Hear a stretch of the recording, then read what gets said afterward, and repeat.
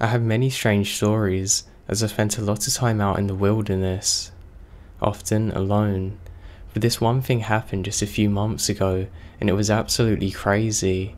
I am typing with chills running throughout my entire body, and goosebumps even thinking about it. So I like to camp at a lake in northern Arizona that is rather remote. My favourite spot is on a finger bluff, with cliffs on both sides, a lake, a creek, and lots of wildlife below me. This area is home to most wildlife in Arizona: elk, deer, wildcat, turkey, porcupine, etc. Now a couple of times that we went there, we had a site set up and we'd go away for hikes, or we'd go to a lookout point, and then return to find a pungent stench hanging over the site. I would describe it as a mix between cow and horse stable, a horse sweat, and some skunkiness. Now I know what elk and bear smell like, but I can't explain this smell. This happened multiple times on different trips. The strange part is that the smell is gone within a few minutes. Anyway, a few weeks ago, my good friend and I decided to go camping at that spot on a whim. I need to spread some of my dog ashes in the area. So we started packing up at about 7 PM Friday, and we're just getting into the off-road section by around 2 AM. It started snowing nearly blizzard conditions once we got off-road. It was so bad that we had to go about 10 miles per hour. The snow was so bad that it was literally blinding to us. It was getting deeper and deeper by the minute. We were going rather deep in and doing some serious 4x4ing. We knew that we may be stuck at the spot for a few days, but if that happened, we just have to accept it. So we arrived at the camp at about 3 AM and set up our tents. The snow has stopped now, and we're standing in a winter wonderland lit by a bright moon. We decided to walk 30 or 40 foot away, out to the edge of the cliff to overlook the lake before bed. The lake tops into a creek and lush wildlife zones about 1,000 feet below us. This is Arizona, so to see the lake in the snow is a real treat, and I've never seen it before. So we're standing there in complete eerie silence, admiring the beauty of nature. We're talking about how beautiful it all is and how lucky we are to have found this. We then notice the echo off the opposite sides of the cliff, in the silence about half a mile away, so naturally I let out my best rendition of a Bigfoot or war cry. My friend does the same thing when we both get cut out mid-cry, as we hear a manial scream coming from behind us on the other side of the camp, maybe 200 feet away. Now the cliffside that we're on is extremely rugged. I have heard elk as well as wild turkey coming from that area, but this doesn't sound like them. Now, on every possible place on my body, my hair is standing on end. Before we can even process what had just happened, something very large and heavy jumps into the lake and creek directly below us. There's a very loud accompanying thump and splash, like somebody did a cannonball, and then bobbed back up to the surface. There is a time delay, and then something starts kicking and splashing violently, swimming across the water towards us. You could clearly hear the legs kicking like a human, very powerful. You could hear the concussion in the water with each kick. Splash, splash, splash. It sounded like a 500-pound man who is a very poor swimmer who's swimming fully clothed with boots on. There was no delay in any action. It is very deliberate and obvious that it's coming directly towards us. So this splashing sound actually continues for a few moments. It then reaches our side of the water. Without any delay, you hear the dripping and the river rocks clinking as it gets out of the water and immediately starts smashing towards us. It's at a constant pace. At this point, we're both looking at each other. We can't believe what's happening. My friend already had his pistol holstered on his belt and was about to pull for it. Now breaking limbs soon given away, the sound of something scrambling over the boulders as it made its way up the hill towards us. We both stood there for as long as we could, until it is obvious that this thing was probably only a minute away or so. I was no longer comfortable being there unarmed, so we both hightailed back to camp to get my gun. We stood there for longer in complete silence trying to hear anything, waiting for something, anything to happen. Nothing did. We headed to bed at about 4 AM. The rest of our trip was actually uneventful. But what animal, at 3 AM, just after a blizzard, with just a few inches of snow on the ground, jumps directly into the freezing water and moves directly towards humans screaming loudly in the night? That's what I want to know. I just can't explain it. Or how did it run off a nearly vertical 1,000-foot cliff?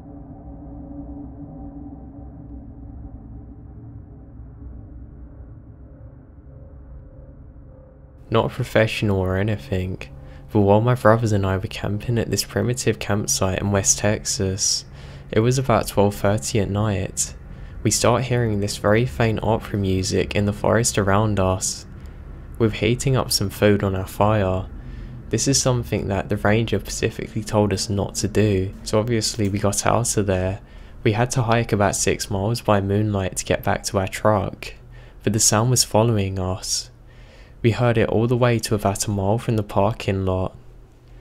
The reason this was especially creepy was because once we got back to our campsite, the park ranger told us that we were lucky we could camp out that night because we were the only people around for miles and how peaceful it was. He told us that nobody else was there.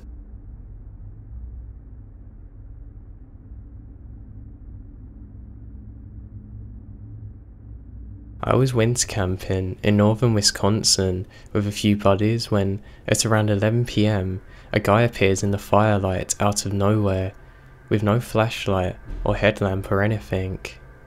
No, this place is not a campground, not a national forest or any land that is designated for camping. It's just wilderness. The nearest town is approximately 12 miles away and the roads aren't ploughed, so it's nearly impassable this time of year unless you have the right equipment. So the guy sits down, has a couple of beers, is friendly enough and leaves about 45 minutes later, disappearing back into the forest. Now we've been exploring and camping in this area for around a decade, and the direction that he come from only has an empty forest that vasts into a swamp. I mean, I have no idea how he could have possibly survived that night. It was absolutely freezing out, and we never heard or saw a truck or another vehicle in the road out of that area. There's no cabins back there, no camps, nothing. It was February in northern Wisconsin. It must have been around 4 degrees Fahrenheit.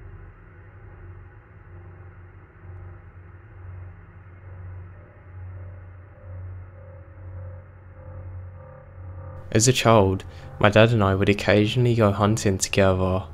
I was 14, and my dad knew a guy who owned what seemed to be half of Georgia. I mean, the amount of property that this guy owned was ridiculous. He would let people hunt out there. If he trusted you, he'd let you camp out there for a couple of nights if you really wanted. He'd always make sure that we had a way to call for help though. Now I love camping out there.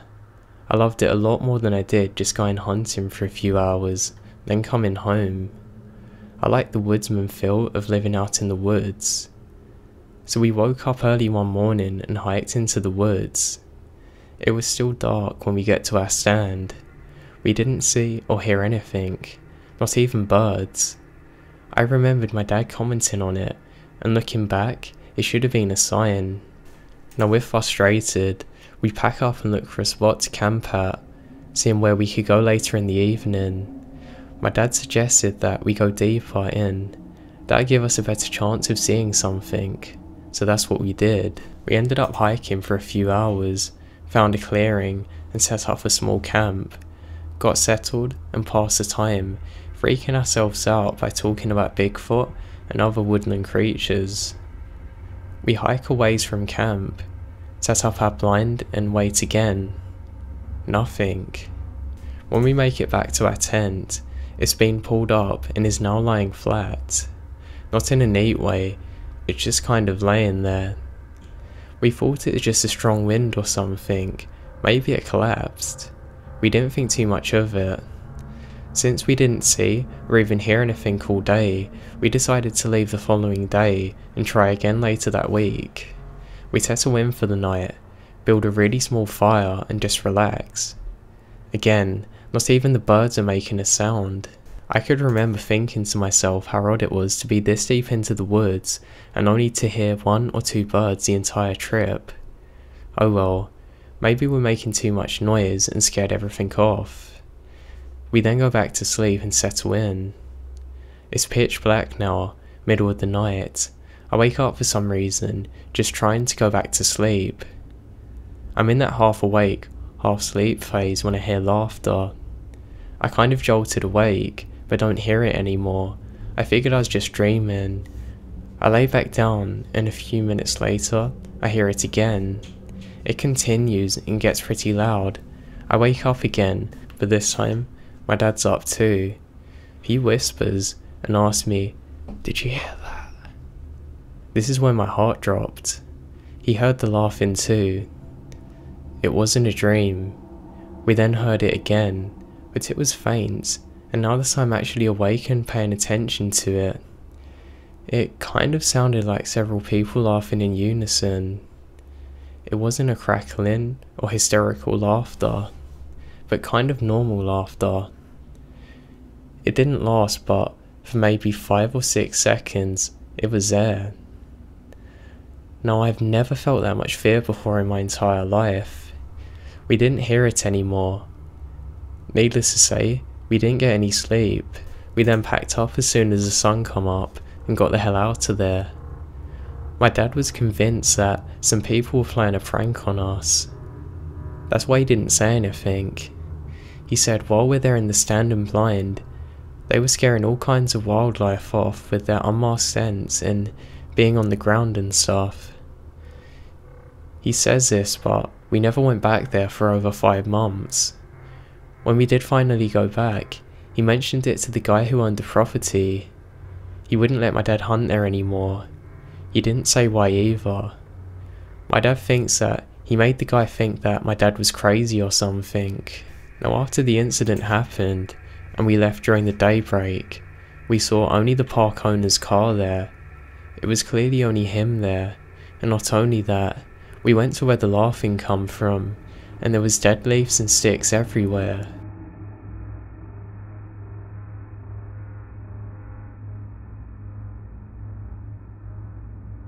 I used to work as a field mechanic for natural gas engines powering compressors in the Eagleford Shell along the Mexican border.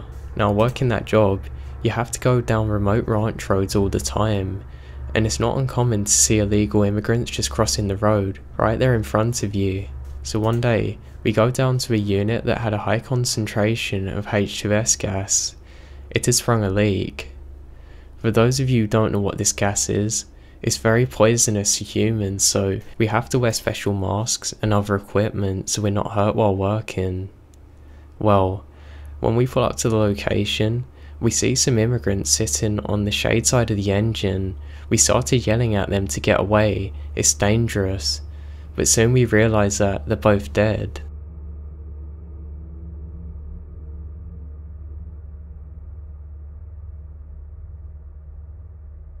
The summer after I graduated, I spent a month working with a non-profit that took inner city high school teenagers, aged between 15 and 17, backpacking in a national forest for a week at a time. Most of these kids had never been hiking, much less backpacking. I had 2 girls on the second week, and they planned on not sweating. Good luck with that. Now, going into our last week out, my partner and I are feeling great. We were getting pretty sick of the food, but we knew what to expect from the 20 teenagers at a time. Now, most of them were really nice students who we really enjoyed being around. Now, on the first day of the last week, my partner accidentally kept the van keys that the guide needed, so he went to meet her and give them back while I stayed with our other students. Half an hour later, I get a radio message saying that I needed to come to the group immediately. I ended up putting my group students in charge and told them not to move anywhere from that spot for any reason. I then ran all the way to the site and found a student laying on the ground next to a small lake. One of the guides was puking in the water while the other was trying to call the emergency services on the satellite phone. My partner was conducting CPR on the students. What happened next? Now while my partner was meeting one of the guides from the other group to exchange the keys, the student decided to go swimming. One of the boys panicked while swimming out on a rock and started drowning. Their other guide, an EMT, swam out to save him, but the student was panicking so much that he started to climb on the guide and almost drowned him. The EMT had to swim away. Then another student, who was a certified lifeguard, tried to save him, but was also being pulled under and had to get away. By the time the lead guide returned, the student was drowning and completely submerged and no longer responding. The lead guide swam out to save him and pull him out from the lake, right when my partner ran back. He then heard screaming and shouting and knew there was a problem. He told a student to radio me. Now right before I got there, his heart had recently resumed beating from the CPR and he started to breathe on his own. I monitored his breathing while talking to the emergency personnel. Once the emergency helicopter landed, I ran out to meet them and escorted them to my student. They hooked him up to an IV and carried him out. I ran back to my group and escorted them back to the bus pickup location without being able to tell them what had happened. They were understandably upset for having their trip cut short and having to sit in the same spot for 2 hours. I let them open all the boxes of cookies and whatever food they wanted, and that made them happier. Now in the end, the student survived. He wound up staying in ICU for over a month in a medical-induced coma to heal his lungs. He amazingly survived. I never saw him again though. We weren't allowed to contact him.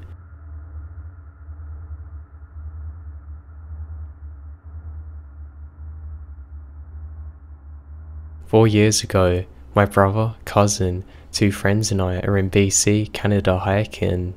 You see, my brother and I were visiting my cousin when he decided he would show us the beauty that Canada has by taking us out for a hike.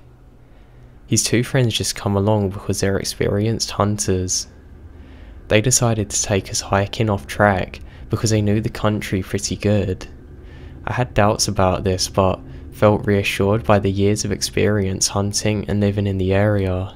Now anyway, we get to about 7 AM and all is good. We were halfway to our destination and we had already seen a moose. Now we saw some good looking birds and a rotting corpse of a deer. At one moment during the hike, I stopped to take a picture of a distant mountain when my cousin's friend Barry asked me where the others are. I said I didn't know, so we walk down a little bit further but don't see any sign of them. We start yelling and have no response. Barry and I decided to head back.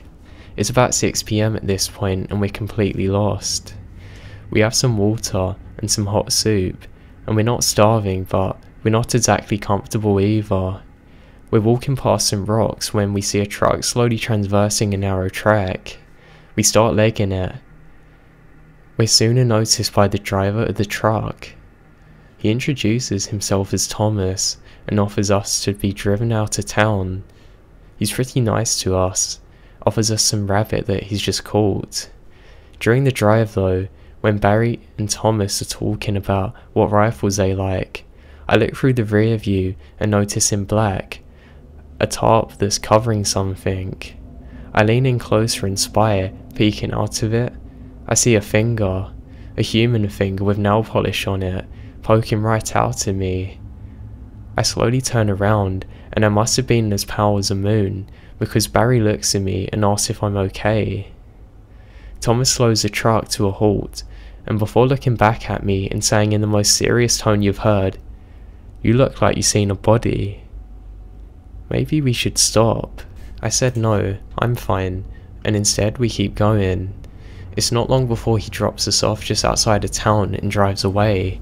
Barry asked me what I was doing back there and I started to explain what happened to him. Before calling my cousin at the payphone, we head to the police station to report Thomas. We get reunited with the others after a little while. Now they found his truck abandoned along the side of the road. Neither Thomas or the body was found.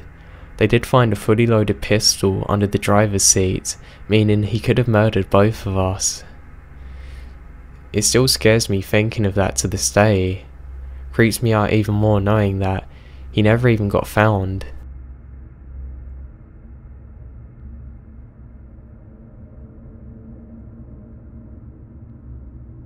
Shortly after high school, some friends and I went camping one weekend.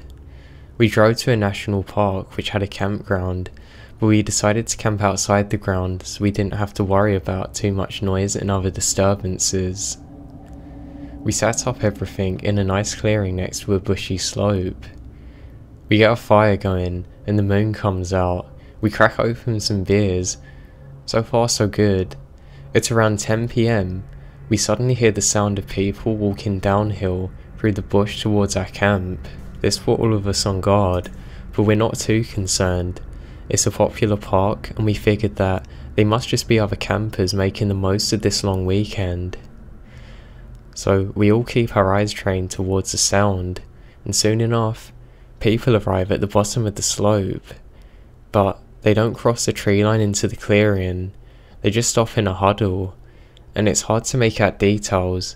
I think there's 6 of them, somewhat oddly all dressed in white, and the moonlight kind of glistens off them, giving an eerie glow.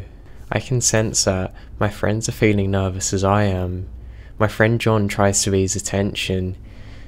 He calls out to the group in a friendly way saying, "Hey, how's it going?" They don't reply. John keeps calling out to them stuff like, "We're just here enjoying beers. It's a lovely night. What are you up to?" They don't reply. Eventually, one of the figures emerges from the tree line and walks towards us. He stops just beyond the light from our fire and stands there staring us down.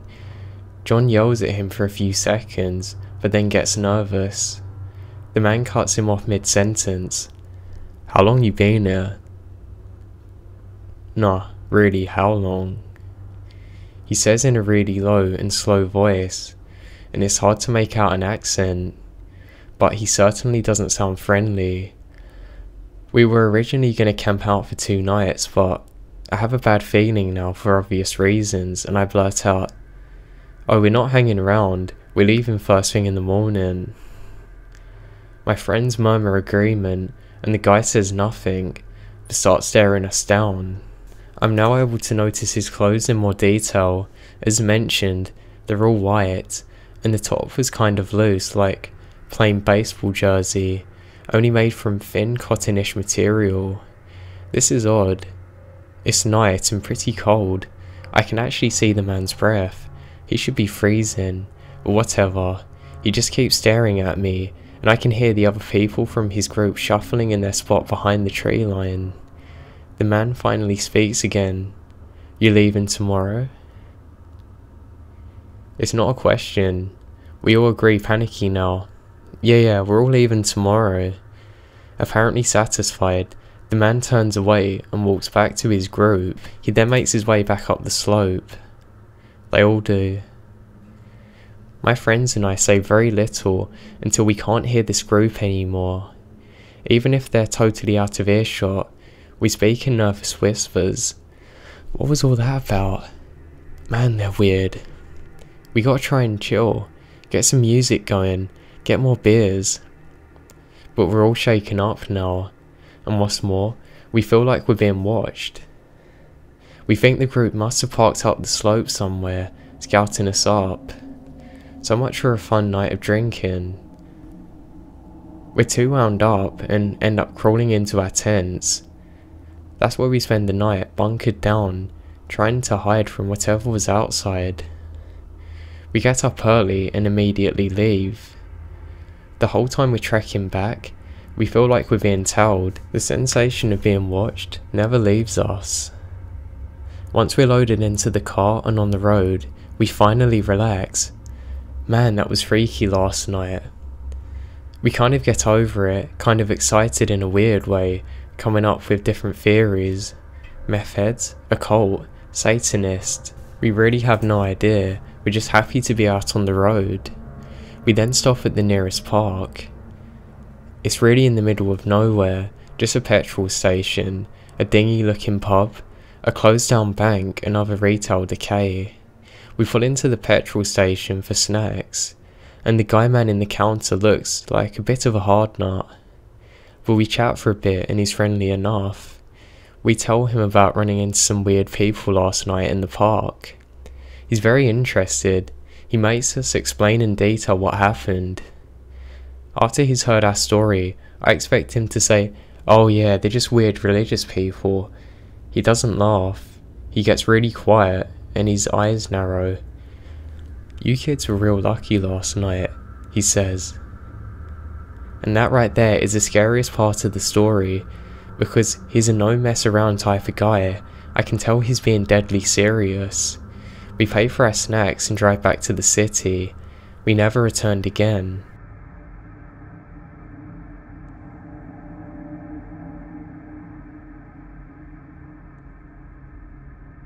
Not a professional or anything, but while my brothers and I were camping at this primitive campsite in West Texas, it was about 12:30 at night. We start hearing this very faint opera music in the forest around us. We're heating up some food on our fire. This is something that the ranger specifically told us not to do, so obviously we got out of there. We had to hike about 6 miles by moonlight to get back to our truck, but the sound was following us.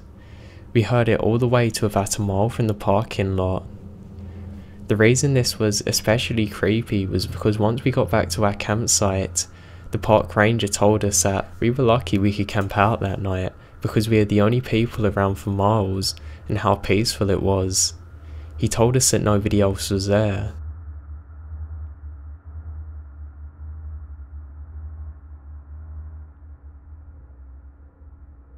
So in NC, there's a town that the army bought and used for training. They replaced the doors and the electrical stuff, but they let the rest of it just get really run down. It's really cool because the home is over 100 years old, so it's getting to the part of the day where it's dark, but not dark enough to not be able to see far, but still the trees make it really shadowy and hard to see. So it's a group of 7 of us going into the home. First interesting thing, so I drove the second car with 3 other people. Legend had it, if people would lose their keys, it would always end up on the hood of the car or in the door. So I very scientifically and deliberately wait until everybody is out and all the doors are closed properly. I then hit lock on the fob. Remember this for later. Now we all ended up splitting up into smaller groups. I ended up alone. My wife and her friend go back round to the back, and I stay out the front walking around scanning the woods. They then come back, which is when they tell me that they heard what sounded like 2 girls laughing and playing out in the woods. I start walking around there with a flashlight scanning the woods. When I get back, the dome light was on and one of the doors to the car was open on the Jeep. Everybody was freaking out. As we're discussing this, we heard the loudest of thuds coming from the home. It was like somebody dropping a safe from the top floor to the bottom. It literally shook the house and I felt the bass in my chest. Now being prior military, I know for a fact that it wasn't artillery or ordnance. The rest of our friends that were in that home beat out of there. They got in their cars and left. Nobody can explain the noise or the laughing that we heard.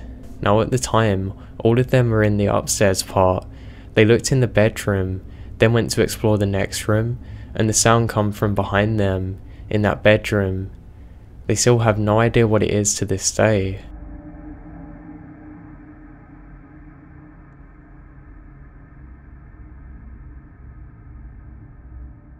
I had a veteran female Marine in my anatomy class. She was having problems with what she assumed was a stalker. She had a guy from a town about 40 minutes away who come to set up her computer and debug it for her. The guy is bragging about how he's ex-military intelligence, blah blah. She thinks nothing of it. He gets her computer set up. All is fine. Mind you, she's fairly attractive and a mother of 4. Her home is huge and has a pretty good alarm system installed, including a monitoring system. The alarm system also gives her updates on which doors have been opened and closed at all times. So she's at home alone one morning, getting ready for class when she hears what she thinks is a door slamming. She has several firearms, so she loaded one and checked the home. She found nothing. She leaves, sets the alarm, and doesn't think anything of it. She just thinks that she's going nuts from stress. She leaves her home and gets a notification on her phone after she's left that the alarm was deactivated within the grace period of a minute or so, and then reset, and that the front door was opened and closed. She realizes she wasn't hearing things and called the police and the alarm company. They came, searched through the home, come up with nothing. Fast forward to a week later, the alarm is still acting up. Cops have been called a second time. Her neighbour has helped her search the home. She asked me in class if I'd like to go home with her and help search with a gun. I agree. On the way there, the alarm is being weird. We get to the home, load 2 guns, start downstairs and work our way up. We get upstairs and I ask if she's even checked the attic before. She says no. Now my adrenaline is really pumping as we open the crawl space door. I climb up not knowing what or who I'll find. We look around with guns and flashlights pointed everywhere. We see footprints in the soft, billowy, insulated foam leading to a far corner where there's a blind spot. We hesitantly and nervously make our way over there with the gun drawn.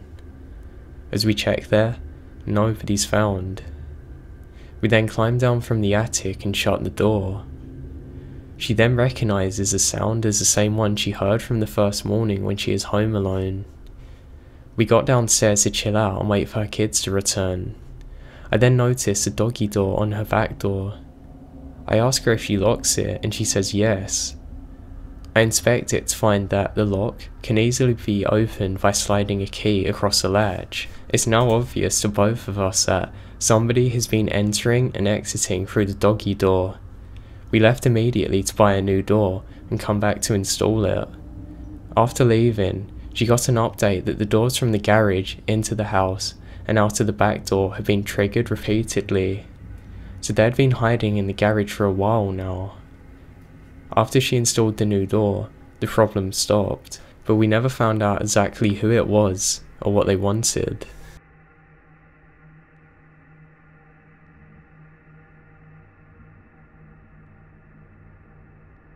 There's an abandoned complex a few miles away from my tiny isolated town. It's been abandoned for quite some time after it caught on fire. I've not yet come across a definitive answer as to what it was used for. I've heard that it was once a mental institution, then an army barracks, or it is a boarding school before. Who knows? That's irrelevant. So I spent time there alone. I mean, too many times to count. I really like the solitude of it. I go to some of the rooftops and just play my guitar there. Now there's one main building, another one that seems like a housing building, a water storage area, as well as 3 other weirdly shaped units there. So anyway, I was at mid-level in the structure. It's a beautiful day out. I then grabbed the handrail at the bottom of the stairwell and made my way to the top before I heard a little girl's voice. She sounded about 5 years old. She sounded as if she'd been out there for days without food or water. Her voice sounded weak and kind of mustery. She then uttered one word, "Mother." It sounded like she was calling out as her arms were outstretched, hoping to be rescued. It's funny because I've gone there a handful of times after sundown to explore into the darkness of the main building, but on that day, the sun was high and bright, birds were out. I look forward to a rooftop view of the tundra and wilderness after I walked for about an hour to get there. I wasn't expecting anything. I then suddenly hear her faint voice and I hit a brick wall. She sounded weak, but it was a weakness that terrified me into a motionless grown man. All I could feel was tingles pulsating up and down my spine. She looked and sounded like a normal healthy little girl until she uttered that one simple word. I'd have run up to see if she needed help, but no, I stood there motionless, terrified for what seemed like a minute. When I got back to look for her, there was no sight of her anywhere. I got on the rooftop too. There was nowhere she could have possibly gone within the minute that I was stood there. That's what terrifies me.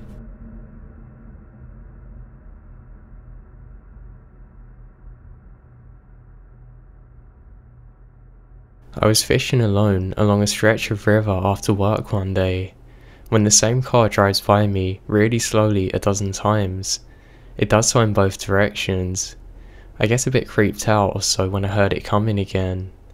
I pulled out my phone and pretended that I was talking to someone. Then, a guy looking like a creepy hillbilly, now think of the cop killer in the movie House of 1000 Corpses, gets out of his car, which is still idling, paced back and forth a couple of times near his open door. He comes straight for me with his fist clenched, holding something, in a maniac tunnel vision, an aggressive and somewhat dazed posture. As he neared me, I started describing him to the imaginary person on the other line. It freaked the person out though, and they ran back to their car and sped off. I called the police immediately after though to report it. I sincerely think I avoided a dangerous situation. The person was clearly not coming over to see how the fishing was. I don't know what they wanted.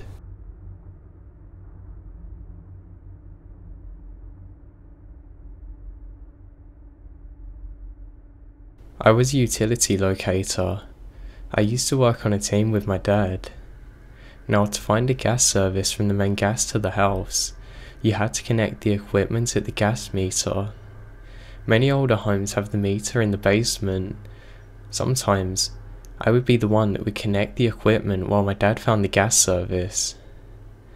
On this particular day, we get to a home that had the meter in the basement. I go up, knock on the door. The homeowner then points me in the direction of the stairs to the basement. I go down, and I see the gas meter in the corner with two walls built around it, making it a closet with no door. Behind the gas meter is an old crawl space, halfway up the cinder block wall. No lights in the crawl space though. As I step into the closet area, I hear what I can only describe as a demonic growl coming from the crawl space. I step out, call my dad, not wanting to get anybody spooked. I just say to him that I need a flashlight. He hung up. I stood outside of the doorway and just reached in to hook up the equipment. My dad comes down the stairs with the flashlight. As he steps through the door to see if I got it in the dark, the same demonic growl comes from the crawl space. He was about to knock me over trying to get back out. He hands me the flashlight and goes back outside. I just stood there pointing the flashlight into the crawl space with a feeling that something was watching me. He then calls and says that everything's done. I grab the equipment as quickly as possible and get the hell out of there. I don't know what it was. It wasn't a dog or raccoon. There was nothing down there that I could see, and it felt almost evil.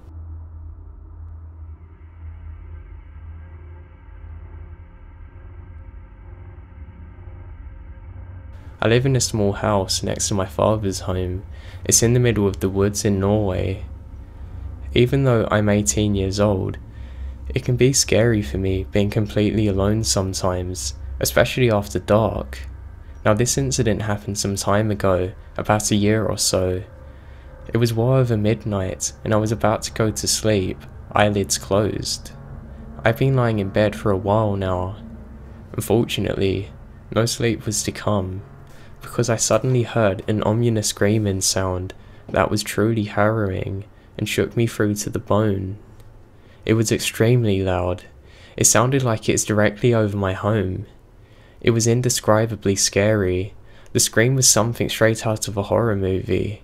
I mean literally. It was like a blend between an animal and a human in pain. The freakiest part was that I could hear the sound moving through the air above me from one point to another. It was as fast as lightning. Then, suddenly it was gone. The suddenness scared me. It was so unexpected. I stayed up all night with the lights on. The day after the incident, I spoke to my dad about it. It turned out that he heard it too. He even rushed to the window to see what was going on. None of us have a clue what was going on. There was some kind of relief knowing that I wasn't the only one who experienced it. We even joked about it being a witch flying around through the air, but all jokes aside, this was definitely the most terrifying thing that I've ever heard, and I hope I never hear again.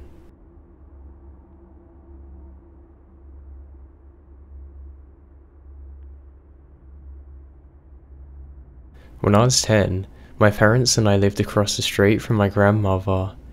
It was around 8:30 or 9 PM. It had just been dark for 10 or 15 minutes.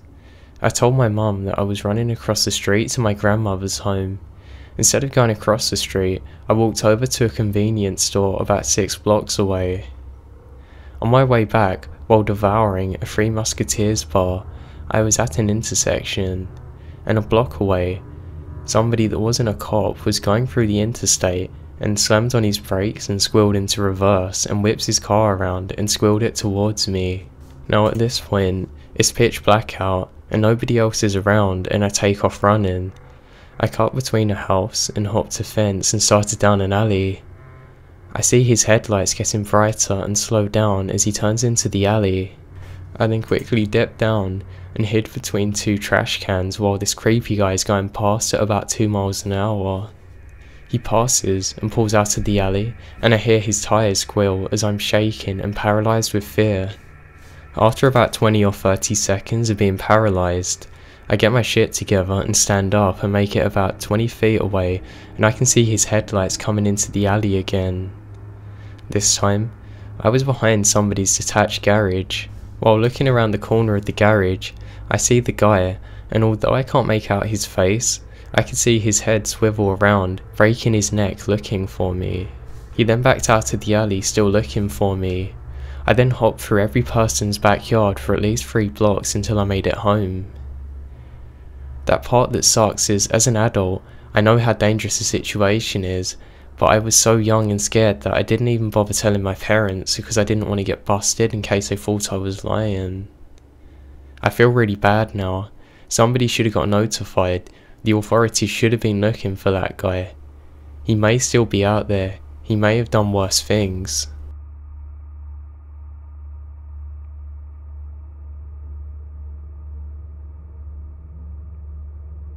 A few years ago, I was home from college for the weekend.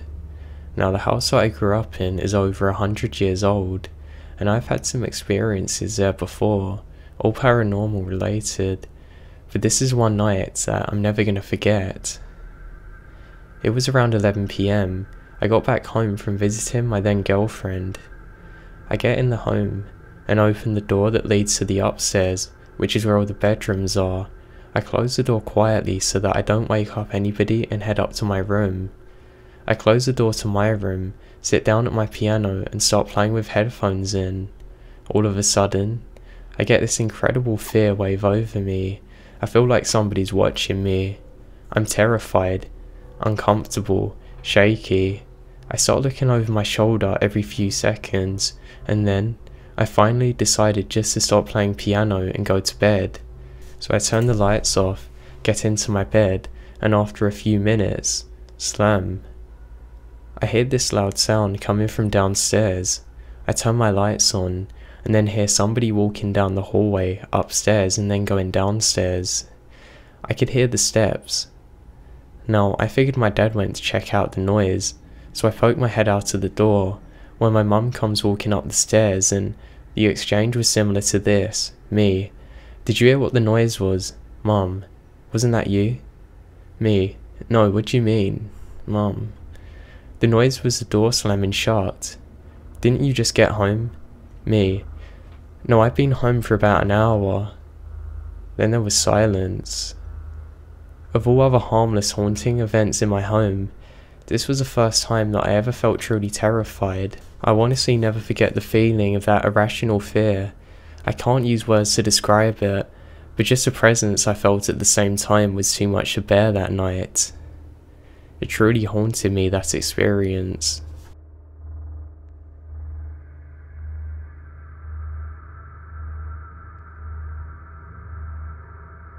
I live in a farming area, and there's lots of fields and woodland, so it's not hard to find a place to walk my dogs on their leads.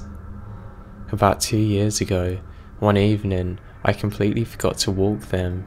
It was about 8:30 and it was in October half term, so it was already pretty dark out. But I wasn't too bothered because I know the whole area really well.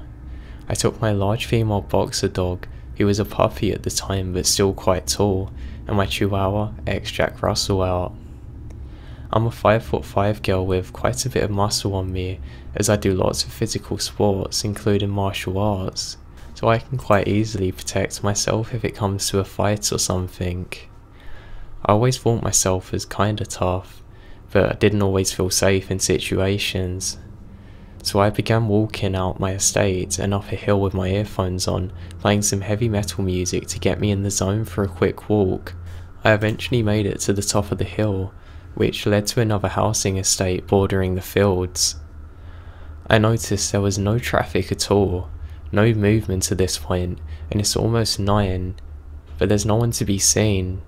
I thought this was unusual because it's a well-populated area. Besides, I carry on walking.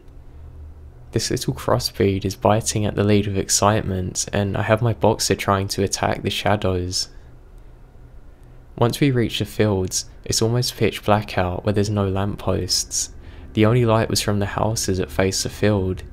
I took my boxer off her lead, and as boxers do, she bounced off into the tall grass like a child. At the same time, I have my other dog just nipping at my heels, reminding me that he's there. Now I could see my boxer had stopped a meter ahead of me, just staring at something. Instantly, my Jack Russell starts growling and stands in between my legs. I look up to see a figure standing around 3 meters away from me. I shout at my boxer to come back to me. Reluctantly, she turns to me and begins running to me. My eyes never leave the figure. I call out and apologize for my dogs.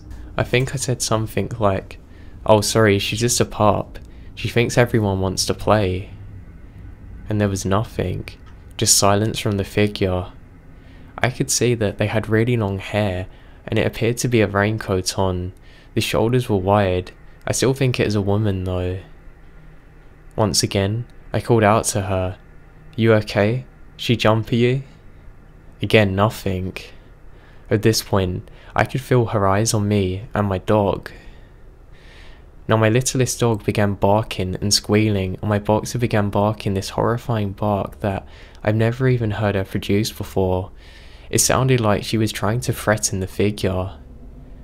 Then I heard the woman laughing malevolently. That's when I lost it. I picked up my little dog and ran, knowing full well my boxer would follow me. Like I said, I do lots of sports, so I'm fast and don't have bad stamina, jumping over the gate with my dog in my arms and my boxer right behind me.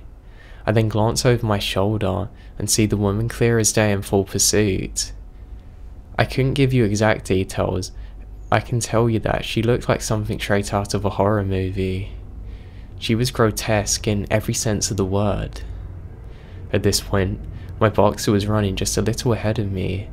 She knew I was running home and that this woman was bad news. Now she could have just bolted, but for whatever reason, she kept a speed that matched my one. Maybe it's the dog's loyal instinct of the pack or something, I don't know. Anyway, at this time I'd reached the end of the first estate. I slowed to look behind me in the distance. Big mistake. There she was running at me. Quite a distance behind me though, but by God was she coming. At this point, my head was in a complete mush, but before I knew it, I went down the route that I come from, and I was terrified that she would catch up with me, so I darted to the left at the end of the estate, and ran across the road down the street. My boxer was right by my side at this point, and my mutt had gone silent and was digging his paws into my arm and chest.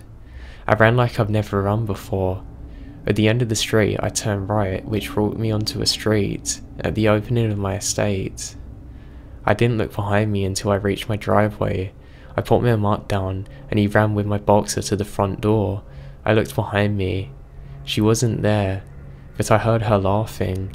It was getting closer, so I ran to the door, opened it and slammed it shut behind me. I turned the porch light off and peered out the window. She walked straight past my end of the driveway. She hadn't seen me, but she was trying desperately to find me. I never saw her since then, and I don't take the dogs out really at night anymore. Ever since then, I rarely forget to walk my dogs before it gets dark. I do so first thing in the morning now. I hope I never see that lady again.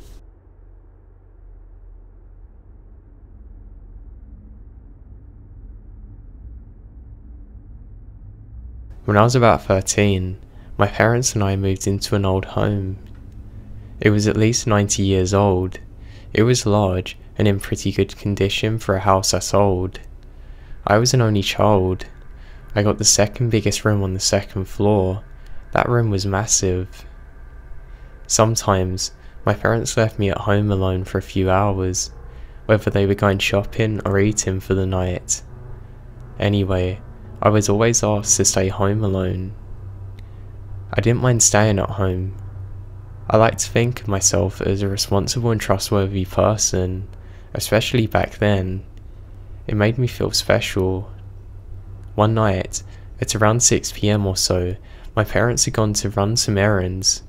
They were the kind of people who spent hours out shopping just for the best deal. They used lots of coupons whenever they could, and I didn't want to be involved in all of that, so I decided to stay. I stayed in my room and watched some TV. Then, at around 8 PM, I got hungry and decided to get a snack. Now at this point, the home is very dark. I grab my cell phone and use it as best I can to light up the hallway, since the hallway didn't have a light. Now, this was before cell phones had built-in flashlights. I just used the screen and eventually made my way to the kitchen. The kitchen light had been left on by my parents. I put my phone on the counter. I then made my way to the pantry. As I did so, I saw a man hunched over down in the corner, back by the door. He was wearing black and red clothing. He had long, greasy, unkempt hair.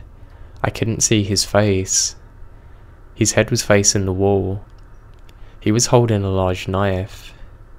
He didn't notice that I had spotted him. I wanted to scream, but I used my hand to cover my mouth and walked back upstairs, leaving my cell phone down there. I was not walking over to get it. We didn't have any phones upstairs, so I walked into my room, locked the door, and hid in my closet. I started crying silently and thinking the worst. I was sure that he was gonna find me and kill me. I just knew it. Then I heard somebody coming up the stairs. Heavy footsteps. This sound honestly made me sick to my stomach. I've never been so afraid in my life. Then I heard somebody open the door to my parents' room, which was 2 rooms away. I then hear police sirens outside, and I hear knocking on the back door. I have a sigh of relief. I hear the man running back down the stairs and quietly trying to open our back door. Then I hear the front door being pushed open, and I hear footsteps of 2 people running upstairs searching our home. The police come to my room and let me know that it's safe. I open the door. I later found out that our neighbour saw this man unlocking our back door with a key, and that he saw the knife and called the police. My parents arrived a few minutes later, and my mum started hugging me and crying. Unfortunately, the man escaped. I cried a lot and got no sleep that night.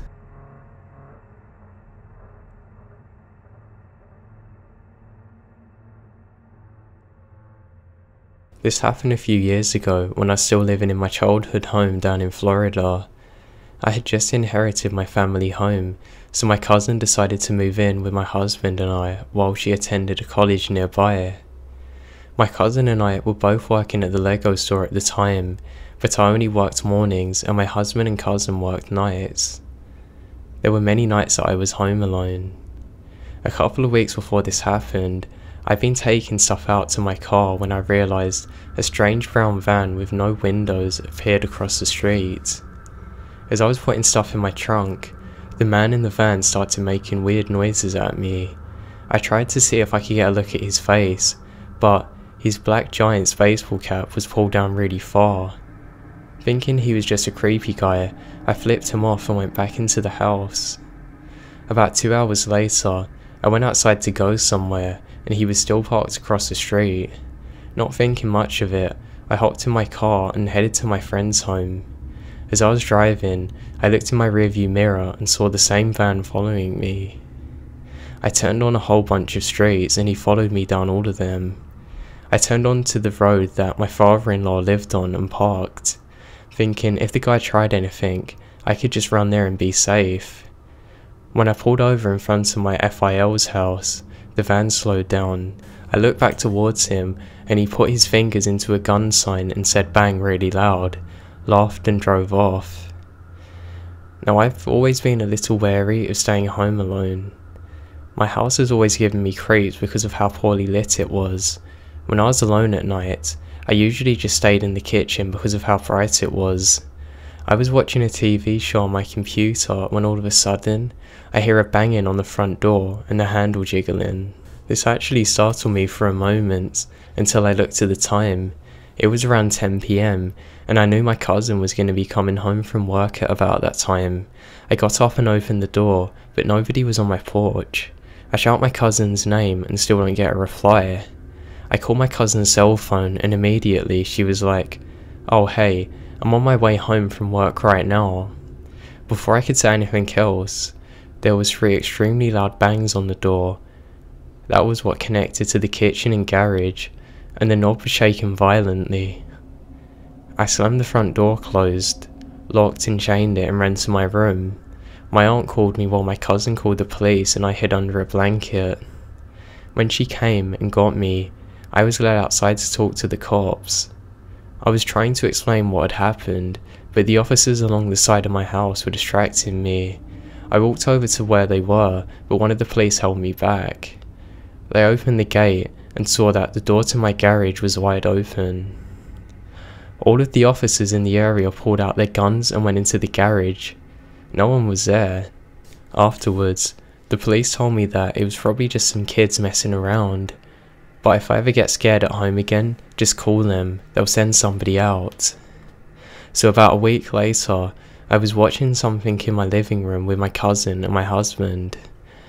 As I was passing by the window next to my front door, I realised that there was a guy wearing the same baseball cap as the guy in the van standing outside of the sidewalk, staring at my home. When he noticed me watching, he immediately locked eyes with me and slowly gave me the creepiest smile that I've ever seen. I turned and yelled for my husband to go out there, but when I turned around, he was gone. I will say though that the baseball cap in question is really generic. A lot of Giants fans wear it, so I can't be certain it's the exact same guy, but I'm pretty sure it was. 3 days after that, I was home alone again. I was on edge, but I was trying to ignore it, telling myself that I was just being paranoid. So I was baking cookies in the kitchen when I thought I heard a knocking at the sliding glass door. My body tensed up and I slowly turned towards the door. The lights on the backyard were off and the kitchen ones were on. With the glare on the window, it made it impossible to see who was outside. Everything was silent for a few seconds before somebody started banging on the door again. I screamed, but felt paralysed with fear. The person ran on the deck from the sliding glass door to the 2 windows in the living room and started knocking on them as well. They came back to the sliding glass doors to knock and started trying to open the door. I finally came to my senses, grabbed my keys and ran outside to my car. I locked myself into my car and dialed 911. We then sold the home shortly after that. I still have a hard time being home alone even to this day.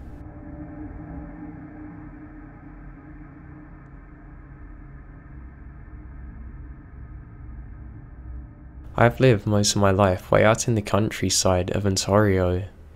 Given that, there's not a whole lot for an 18-year-old to do, but for me, it's the only place that I can call home, and I like to think that I know the area like the back of my hand. Now I did adventures across the long, crossing roads, pastures and woods that made up the skeleton of my village. As a young kid, I had a habit of biking extremely far out in the hopes of finding new places, and sometimes my dad or one of my friends' parents would toss their bikes out in their pickup and then take us way out into the back roads and let us explore for a few hours. This is how we found an old shack. It was near a tree line that was very thin, about 20 meters off the path.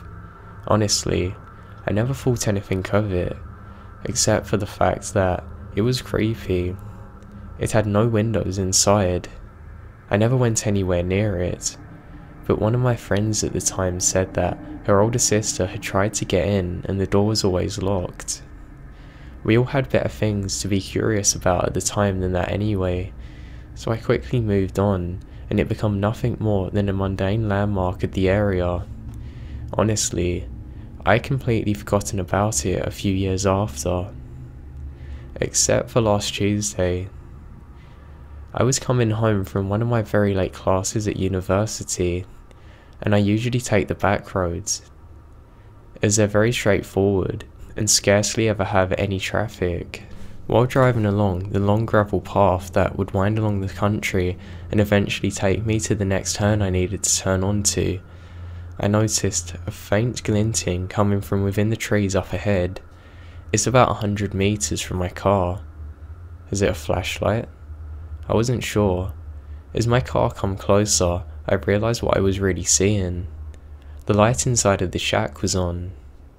I should mention now that in all of my nearly 13 years I spent living in my area, I've never seen the door open.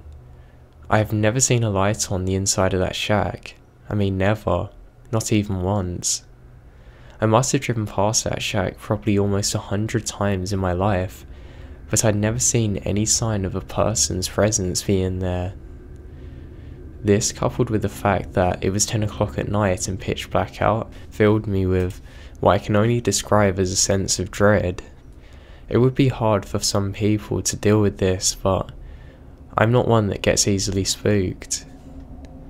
Unfortunately, while my car approached the lights, I was curious enough that despite the feeling in my stomach, I slowed down as I was about to pass, hoping that I could see what was going on inside. And this is probably the only reason I managed to spot the dark shape that burst out of the foliage on my side of the road, directly into my path. I wasn't going very fast at this point, but I still pounded the brakes on hard. For a moment, I was really confused, and then freaked out. What was it? Did I almost hit a deer? This was far out in the country. A deer would have been the most likely candidate, but I didn't feel like that's what it was. Then, in the beams of my car, I could see what had stopped me. A very tall, lanky man with scraggly hair. Right away, I got the impression that he was very poor. He looked dirty and unkempt, and his clothes hung off him. However, I generally am not used to seeing people this far out. I don't like to judge people right away, but I'm extremely unsettled over what this guy is doing, just standing there, and why on earth did he just keep on walking out in front of my car? As I sat there confused, the old man come around to my window and knocked on the glass. Feeling the memories of stranger danger conversation with my parents kicking in. As old as these convos were, I rolled down the window just a crack. I did so only enough to just be able to hear him. I was really creeped out enough as it was. Immediately, I had to say what I was thinking. "What are you doing here?" I said. Then something caught my attention in my peripheral vision. I got a little shaken by that. Now, I could see the light from the shack, but in my mind, I wasn't really registering it anymore. Stupid, I know. I should have made the connection immediately, but I was still kind of shaken by the fact that I could have ran this guy over if I didn't stop in time. Being a new driver, the thought of that terrified me. After a small pause, the man started talking to me. He had a thick, croaky voice. He spoke very slowly. "My truck. It's broken," he explained. Okay. I was also getting that weird feeling that he wasn't being honest. Now mentally, I didn't have to look around to realise there wasn't a truck on the side of the road, but I did anyway. Turning my head around confirmed what I already knew. There was no truck. He had somehow driven it into the trees or something. As far as I could remember and see, there wasn't enough space anywhere for them to put a truck through. What's this guy on about? While I was looking, I could tell that this guy wouldn't stop watching me. And when I turned to look again, he was still leaning down and peering inside my window at me. Where? I don't see it. I said. I was definitely distrustful of this guy already. At first, he didn't reply, and my nerves were only getting worse and longer for the time that we're alone out there. Then he replied, "Just up the road," he said, turning a finger just to point in that general direction. Now I looked over, and the lights on my car aren't exactly the greatest, but I could still see far enough that I couldn't imagine where on earth his truck was meant to be. I couldn't spot the faintest sight of it. While I squinted up ahead, he continued, "If you come here, I'll show you." At this point, I really had no idea what this old man was thinking. Why would I be able to help? I'm 18, female, small. I don't exactly look like the kind of person that knows a lot about cars or how to fix them. But I was tired from a long day at school, so I wasn't at my brightest, and for some reason, a part of me felt guilty about leaving him out there alone. "Okay," I said, as I reached in my gear shift to start slowly going up the road, but as soon as he saw my hand, he shook his head. "Just walk. It's not that far." "What? Excuse me? No thanks." How the hell was I going to see anything in the dark? If I got out of my car, he would obviously follow me anyway. Neither of us would be able to see. There was no harm in driving whenever he was trying to lead me. The more I talked to the guy, the more unnerved I was getting. More and more red flags started popping up in my mind. I couldn't see a car anywhere, and this total stranger wanted me to get out of mine and follow him into the dark on this creepy road in the middle of nowhere. I'll admit that yes, I'm a naive person, but I'm definitely not stupid. I then turned and said to him, No, I'd rather drive to it." The situation was really not making any sense to me. I could see his brow furrow, and he looked a bit agated. He insisted, "Your car won't fit in the trees anyway." I then started thinking to myself, did he actually crash? But then I asked him, "Then how did yours get up in the trees?" The only logical explanation would have been that his truck had swerved off the road, but even if that were the case, there was seriously nothing I could have done to help him fix his car or get it back out again. It genuinely made no sense at all to be asking for me to come and help. The entire situation was beginning to make me very scared. Now there was a lengthy enough pause in between what I said and his reply. I knew something was up. I asked him again. Still no immediate answer. When he did finally reply, he was staring directly into my eyes. I think I'm gonna have nightmares about it for a long time. It was so sudden and so creepy and just unbelievable. He said, "You don't look old enough to drive." I hear comments like this a lot, so I know I look very young, but people would say this with a smile or be joking, but he didn't do this in the slightest way. His expression didn't change. He was still staring directly into my eyes with this horrible cold look on him. The sheer inappropriateness of a remark in that kind of situation immediately got my heart going. All I could think was, my God, what did this guy want with me? What I wanted to say next was, "Who the hell are you?" But instead, I anxiously fumbled for my phone in my pocket, babbling in a way that probably made it really obvious that I was really freaked out, saying, Okay, look, I'll just call someone to come and help you. There's nothing I can do, really." As I said it, it occurred to me to wonder, did this old guy have a cell phone of his own? I know not every old person has one, but they're becoming common. But seriously. And then I also remembered, with a sudden streak of massive fear, the shack with the light on. I could still see the light coming from it just up ahead of the trees, and my dumb brain finally put two and two together. The old man hadn't mentioned this at all. It was like it wasn't even there to him, and there was definitely no one out there that could have turned the light on but the old guy who was standing outside my car. What was he doing out there in the shack?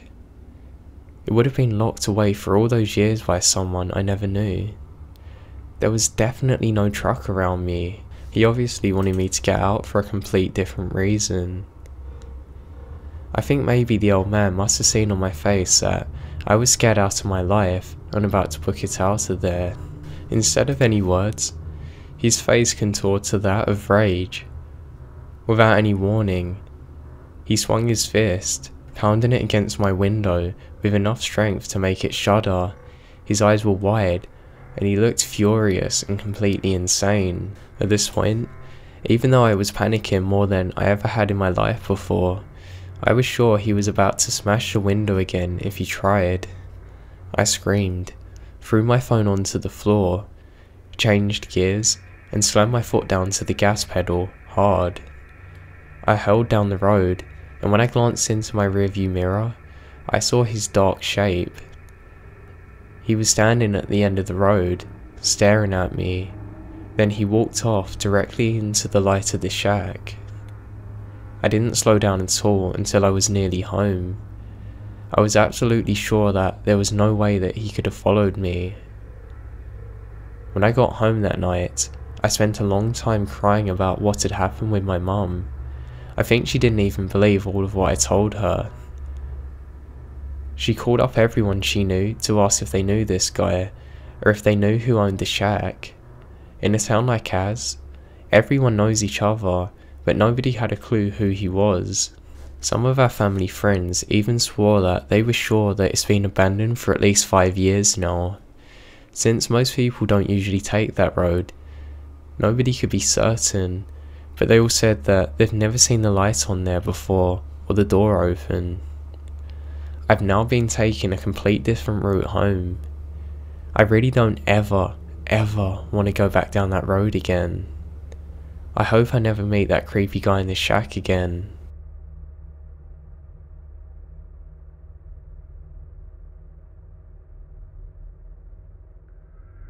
It was a really beautiful summer night, and my friends and fellow actors and I were all sitting on the roof of their building and smoking and drinking. It was that kind of night where you could sleep anywhere.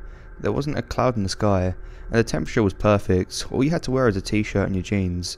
No jackets or sweatshirts were necessary. There were probably 5 of us in total. This building was a very old and very large industrial building in our city. There is a well-known room in this building that's nicknamed the Piano Graveyard, because there were tons of pianos all in one room, just collecting dust. The owner wasn't very good at keeping up his property or even visiting it. Since the property had been sold, it's now under reconstruction. Pretty much everyone that rented an artist loft in this building also lived in it, despite this being against the policy of the rental agreement. I love this building to this day. It's one of the most majestic buildings in our city that I've ever had the pleasure of exploring. Back to the evening at hand. There were 5 of us, but the participants dwindled over time until there were just 3 of us, myself, my boyfriend at the time, and his close friend, Kurt. We stayed up there for probably an hour or so after the other 2 of our friends had left. One of the really curious things about this building was the way you had to navigate hallways and different levels to get to the very tippy top of the tallest point in the whole building, which was a tower that we hung out on top of. In the tower was a moderately sized room. I'm not sure what its original use was. There were open windows in all directions, and it does have the feeling of a bell tower with no bell. In this room, there was a last set of stairs that you had to climb, and they were ridiculously uncomfortable and steep. At this point, I decided it was getting really late and I was ready to go home. I told Kurt and my ex-boyfriend this, and we started to wrap our time together. Kurt started down the stairs before both of us, and I left my boyfriend to go ahead of me, to kind of hold his back for support. It was really late, but Kurt had a flashlight held out so we could see the way. Naturally, Kurt reached the landing of the stairs before my boyfriend and I did. By this point in the evening, I'd had a few beers, and may or may not have been stoned. Due to this, I was super focused on making sure I didn't catapult my body into my boyfriend and Kurt accidentally missing a step. Because of this, I didn't see what happened at first, but my boyfriend stopped in front of me. I then realised someone was talking, and I didn't recognise the voice. "What are you doing with that flashlight, man? Don't you know someone lives here?" Quickly, Kurt cut the light, My eyes flickered up to find the unknown voice, and I barely caught a glimpse of the man's figure right before Kurt turned off the flashlight. It felt pitch black in the room, and my heart immediately jumped into my throat. Kurt replied with, "I'm sorry, man. I didn't want to cause any trouble. I didn't know you were here." The man replied with something. I don't remember what he said. Honestly, all I could think about is that there was no way to safety. I was literally as backed into a corner as anyone could be. Behind me was the roof and the tallest point of the building, and between us and the door was this crazy man, who was insanely upset that we invaded his personal space, in a tower in an abandoned part of the building. Kurt seemed genuinely afraid, and judging by their interaction, they didn't know each other. The man threatened us somehow, I can't remember how. I think he said something along the lines that if we went up there again, he would make us very sorry that we did. We left that moment and went downstairs. All of us freaked out, but we didn't talk about him much. We were just focused on making it to safety, and quickly. When we got to the loft that Kurt was staying in, with the other actors of this troupe, we were saying our goodbyes, and I wanted to bring reference to that weird encounter. That was pretty weird. Did you guys know who that was? "What guy?" Kurt replied.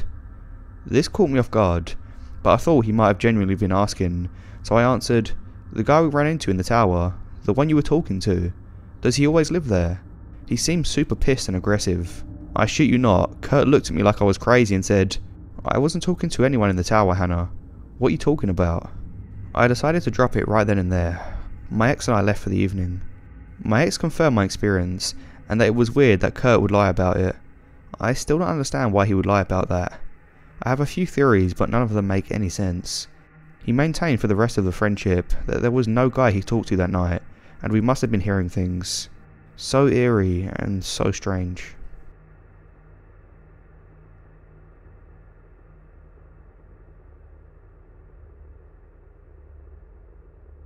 A while back, when I lived in a small town with long winding stretches of roads between my home and my workplace, I had a rather unsettling run-in with a police officer. I worked a night shift, so it's about 11 PM. I set out towards a hotel that I worked at. I have a GPS system that logs an insane amount of information about my drive, so I definitely wasn't speeding. After about a mile with this, I notice a car starts following me closely. After a couple of miles of this, I've decided I've had enough, so I switch lanes in front of a few other cars and keep driving.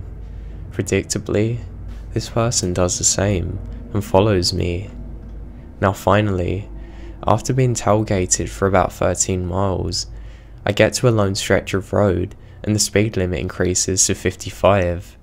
I gladly take the opportunity to go faster once I pass the sign, and admittedly, I get up to 57, but this person continues. He then turns his lights on. I'm already nervous as the road is dark and it's late out there, but there's just enough cars going by for me to have a reason to pull over. The cop then decides to turn his lights off, which I'm certain they're not supposed to do. He approaches my window and moans at me for speeding, saying I was doing 70 in a 30 zone on the street. I then tell him that I have a GPS that can log everything and says otherwise. I then bluff a bit, saying that I have a device from my insurance company that also tracks my driving. He claims he saw me weaving all over the road and assumed I was drunk. I question why. If I was speeding so seriously and driving badly, why did he follow me for 13 miles? Why was he weaving in and out of cars and not just pulling me over immediately? He ignores my question, glances down and says that I can't park where I am. He tells me that I got to pull into an empty lot of a nearby hill, a lot that was completely impossible to see from the road. Nervous, I act like I'm gonna and accidentally pass it. I then go to a residential area with lots of lights. The cop gets out, obviously mad, and demands to see my license and reg plate. I showed him. He then gets in his car for just a few moments, during which I obviously got out my phone and tell my co-worker what's going on. He then gets out of the car, returns my information claiming that he's going to give me a warning, and drives off. He returned my registration but kept my license, and the slip had a bunch of scribbles on it. There weren't actually any real words on it. The next day, I called the station asking for my license, and of course, he hadn't turned it in. I told them what had happened and given them some information. They said that they're going to look into it. I never heard anything back from it, but it was obvious somebody was pretending to be a cop to do God knows what to me.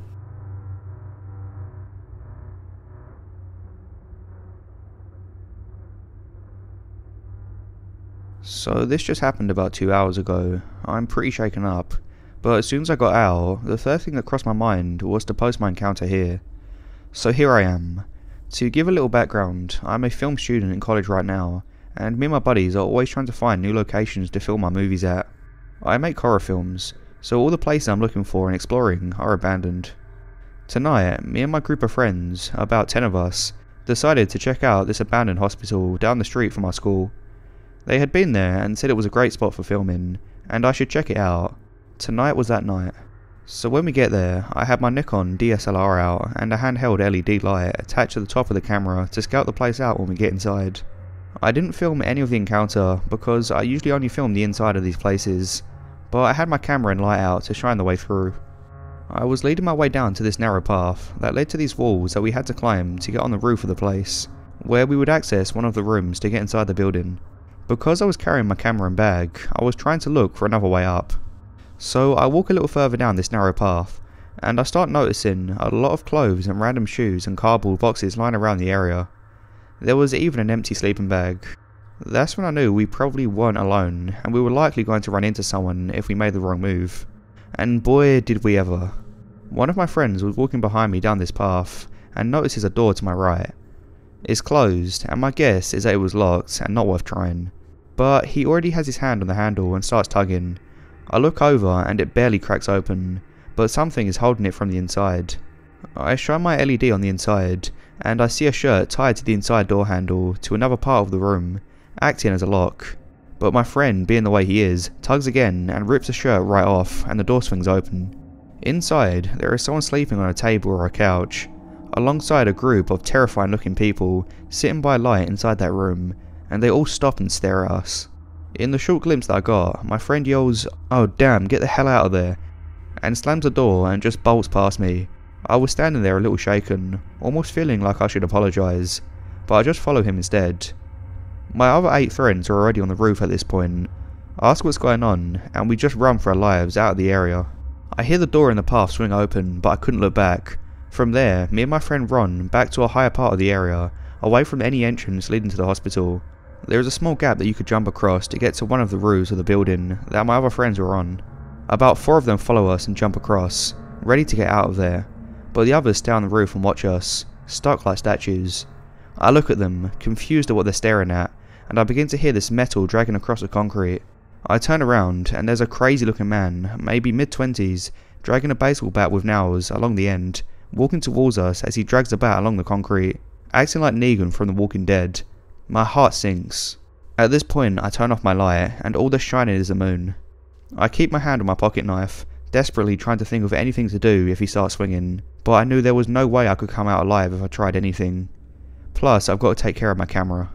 He walks closer to us and the first thing he says is, "You're going to want to keep that light off," and everyone is silent. I'm practically shaking, and then he starts circling around us and says, "You guys are never going to come back here, right?" He walks right past me and sees the camera. He raises his bat saying, "Are you going to put the camera away?" I just barely say, yeah, it's off." He looks over at my friends watching on the roof, past the gap.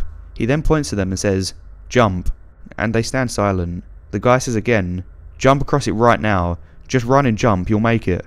Keep in mind that the gap doesn't look that bad, but the drop is fatal if you don't make the jump. And all of my 4 friends are staring down the drop, fearing what could happen. One of them says, "I don't think I can make it," and the Negan guy replies, "Run and jump or else you're going to regret it." So my friend steps back, runs, and barely makes the jump. From there, one by one, the other 3 make the jump, all while the Negan guy is standing right behind us with his bat, dragging it along the concrete. Once we all got across, he says, "You're never coming back here again, you understand?" We all awkwardly apologise and run back to our cars in the distance. I get in my car and look back at the area, and he's standing there, watching us with his bat as we sped off. Realistically, we could have probably ganged up on him as a group if anything bad happened, but who knows what else was back there. Sadly, the hospital was a no-go from here on out, but I'll still be looking around for some good locations. What scared me the most was how fearless and disturbed the guy looked. He'd definitely seen some bad stuff before, and undoubtedly used that bat before on someone else. He looked like a killer, I'm sure he was, and his calmness is what really got me. Definitely a lesson learned, but regardless, let's not meet again.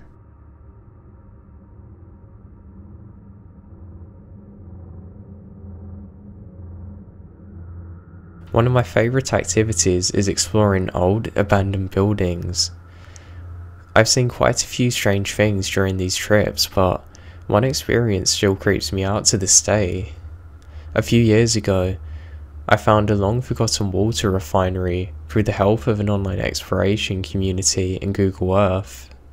Although it's stupid, I always wanted to go to these places alone, partly for the thrill, but because if anything bad would happen, I would have a terrible feeling knowing that I brought somebody else into that situation, so I make plans to head there the next day after school that I'm let out. The day of the trip, I pack up my camera and water bottle, and then set off following a hand-drawn map.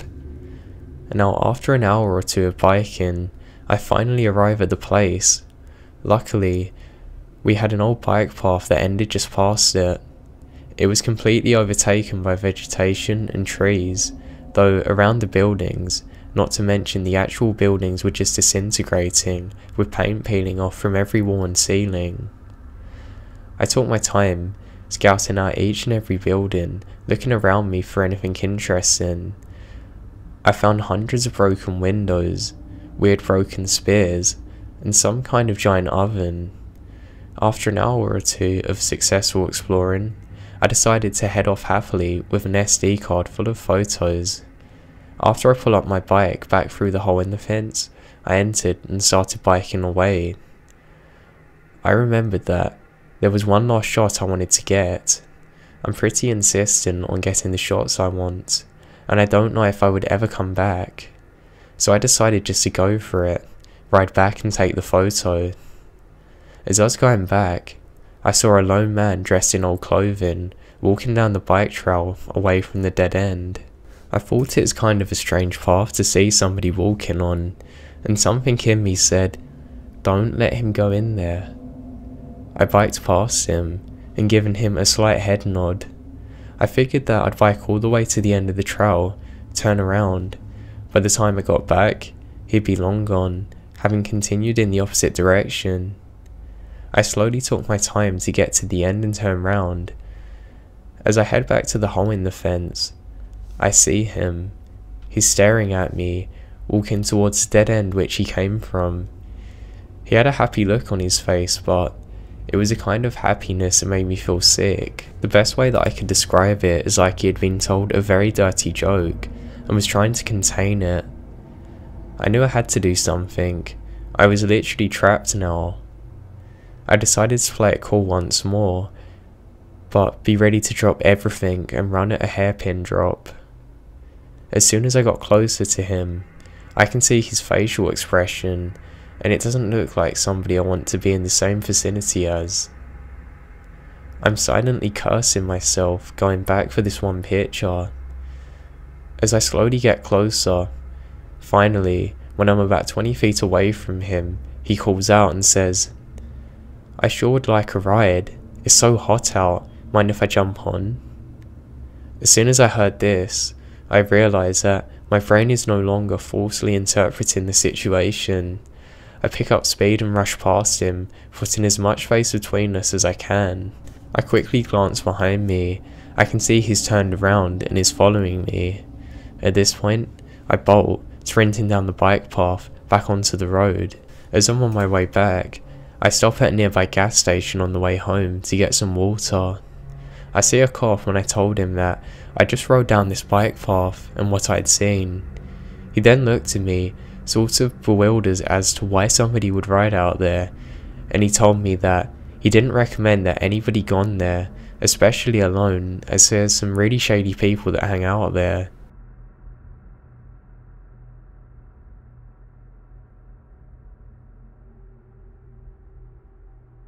This happened to me when I was in middle school, around age 12.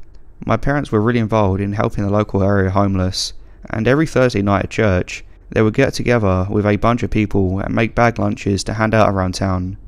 This meant that every Thursday, my dad had an agreement with the owner of the local area food bank to go in and get some boxes of food to put in the lunches. I like to go with him on Thursday nights, because I sometimes get treats or toys or whatever else was there. For a bit of atmosphere to the story, this food bank was in the creepiest possible place in town. It was by some abandoned railroad tracks, a huge warehouse with not much else around it, except the abandoned fairgrounds across the street. At night it had an extremely creepy vibe, so especially in the winter, I sometimes dreaded going because it's dark so early. One night my dad was looking through the food bank as usual, and we were getting ready to leave. I held the front door open for him so he could carry all the stuff out, and then he was going to lock the door behind him. Well, as soon as I opened the front door, this car came screeching out of nowhere. It looked like a cop car sort of, a rounder sedan, something like that. Its headlights were off. The car pulls up literally just a few feet in front of me, and my stomach is churning. My dad grabs me by the shirt and quite literally throws me back inside, telling me to turn the lights off and lock the door behind me, but I couldn't. I opened the door a crack because I was certain that my dad was about to be killed. 3 very large men got out of the car and stood directly in front of my dad, just staring at him. At that moment, I opened the door further, until I knew they could see me. I couldn't fathom just watching as something terrible happened. These men regarded me, looked at each other, and got back in the car. They drove away, very slowly, and my dad and I hightailed it out there.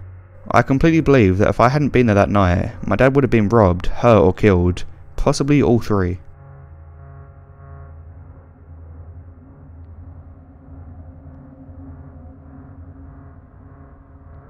So this happened last night actually. I live about 20 minutes away from anywhere through back roads and woods. We've gotten a lot of freezing rain, and my mother and I happened to get caught in town during the rain yesterday. We left for home. About halfway there, the road stopped getting salted, so we had to take it very slow.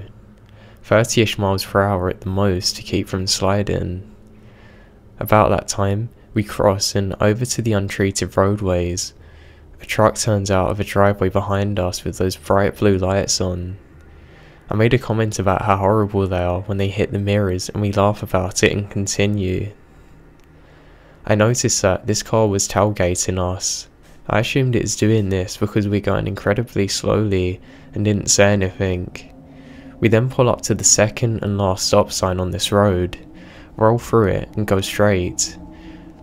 The truck never turned on its blinker to turn, but it turned like it was going to go into an invisible subdivision before it suddenly whipped back towards us and got right behind us again.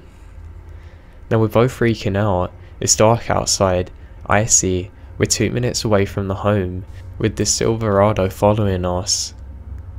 So now, for some reason, we turn into the driveway with this truck on our tails, and it suddenly stops. It stops on the road, and I can see the wheel turning towards my mirror. They sat there and watched us going up our driveway.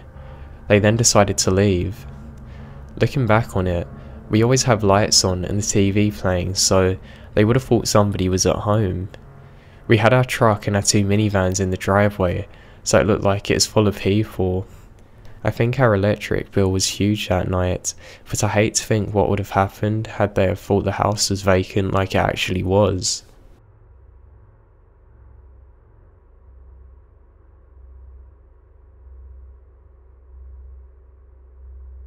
So, a few years back, I was cruising around with my brother, cousin, and a few friends. We decided to go down this creepy back road. We got to the end of it, and there was a trail that continued off it. We decided to get out and walk the trail, even though it was pitch black. We didn't really have a good feeling about the place, but we pressed on anyway. Now let me say that if anyone else had come down the road, we would have seen their headlights in the woods. So walking back for a little bit, we went back to the cars. My friend Alex stopped and said, "What's that noise?" We all stopped talking and heard a hissing noise. His tyres on his car had been slashed. We all panicked because nobody else would be at this dead-end back road in the middle of nowhere this late. So we got into the cars and took off. Not too far down the road, his car was undrivable and we had to squeeze him in our Jeep. We went to the gas station to get some snacks, and when we come out, the Jeep's tyres were slashed too. I don't know how that could have happened, so it seemed like someone had followed us and slashed our tyres. So creepy, forest dwelling Thai slasher, please let's never meet.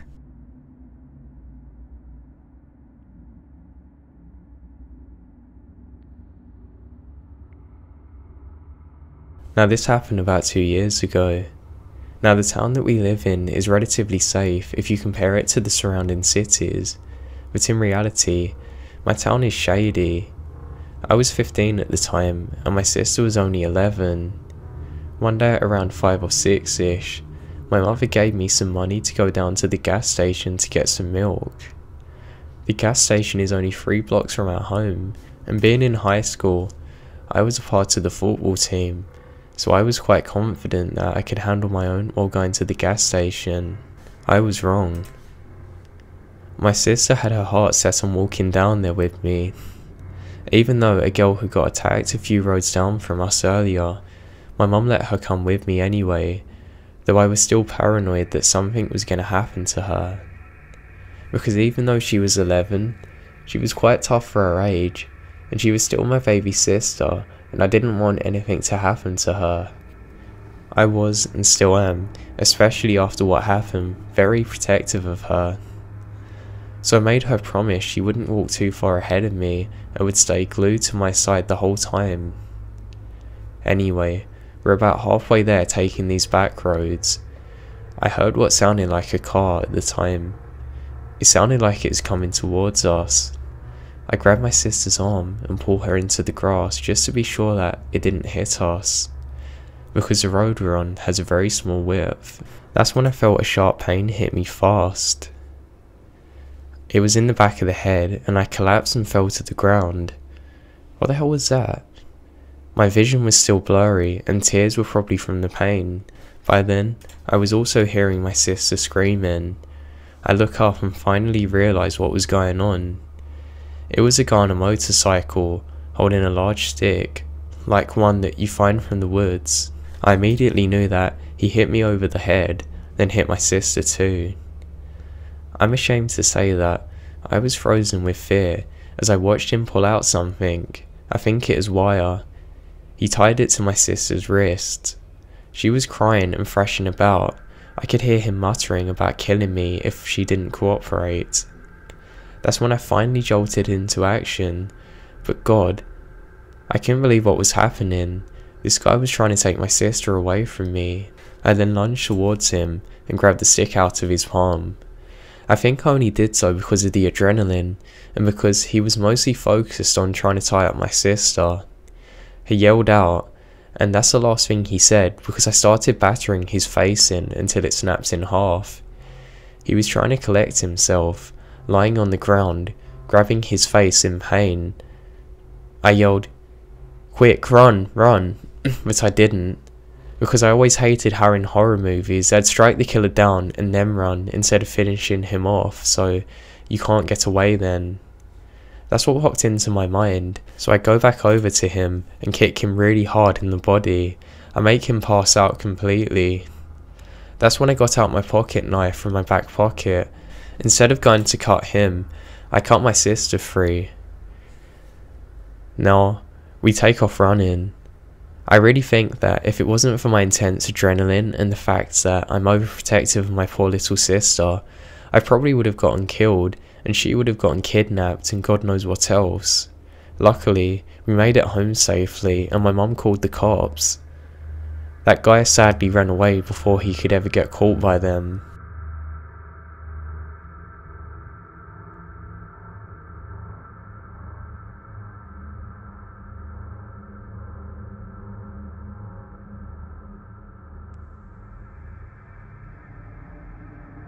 About 3 years ago, I went on my first wildfire.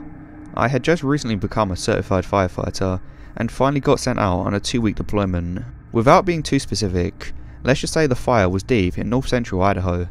It had immensely steep mountains and ultra dense forest. I didn't really have any idea of what to expect. You always hear about wildfires on the news, but it wasn't anything like what actually happens. I expected to show up and be seen as a hero. It turns out the area I went to was very familiar with wildfires. Over decades, many of the locals actually grew to hate the firefighters and federal government. Many locals felt that the government was exploiting the fires for money, so they purposefully would take a long time fighting fires. One city nearby blames the government for allowing the fire to burn down more than 50 homes. The first day we were told to stay away from the locals because they would often approach us friendly but then become confrontational and violent. On our way to the fire lines, there were signs hung up on trees saying things like, "Turn back now" or "Hope you burn in hell." Needless to say, this is unsettling. We continued for a few days without issue. A few days later we got assigned to a new area. We had rather large engines and lots of water and supplies, so normally we just patrolled the fire borders to make sure the fire didn't jump out of the defensive lines. One day an old man comes driving up on his ATV and starts asking questions about the fire. He informed us that he was a nearby resident and just wanted to be updated. We told him the general information about the fire, he thanked us, and was about to drive away when he turned around. He told us not to go up to Red Leaf, or Old Joe lived up there and he hated firefighters. A day later we were placed on structure protection. We were to go home to home and help prepare them because the fire was coming dangerously close. We went to our assigned homes. We actually waited outside the gate for a few minutes to get a little game plan going. We drove up to the house to find a man waiting with a gun on his lap. We carefully approached him. It was the man from the ATV earlier.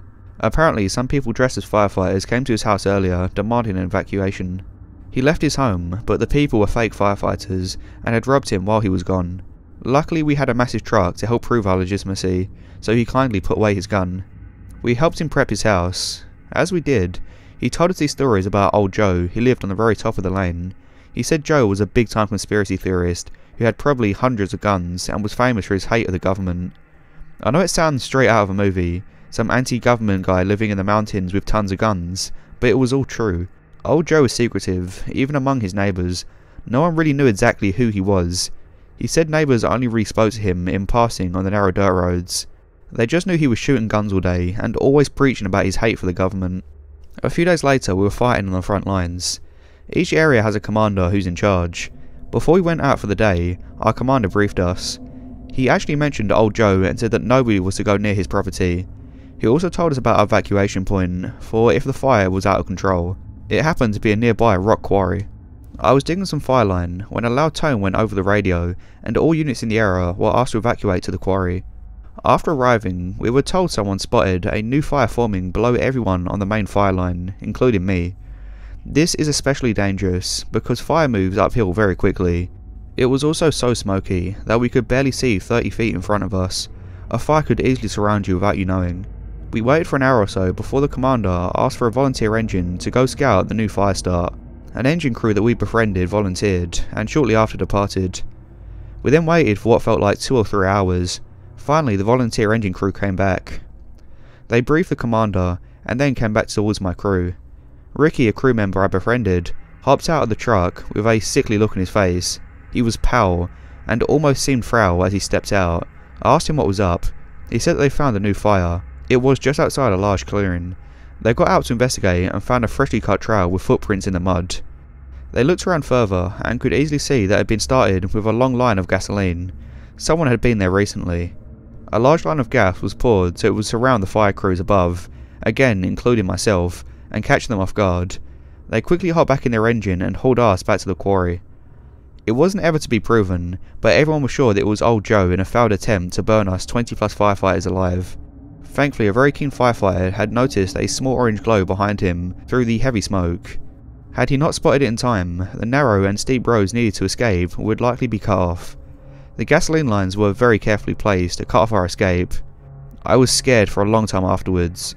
There is something extremely unsettling knowing someone was plotting your death, especially when you're completely unaware. Was Joe watching me? Was he hidden in the woods nearby waiting for his plan to unfold? Luckily I left a few days later, never to return, and hopefully never to meet old Joe.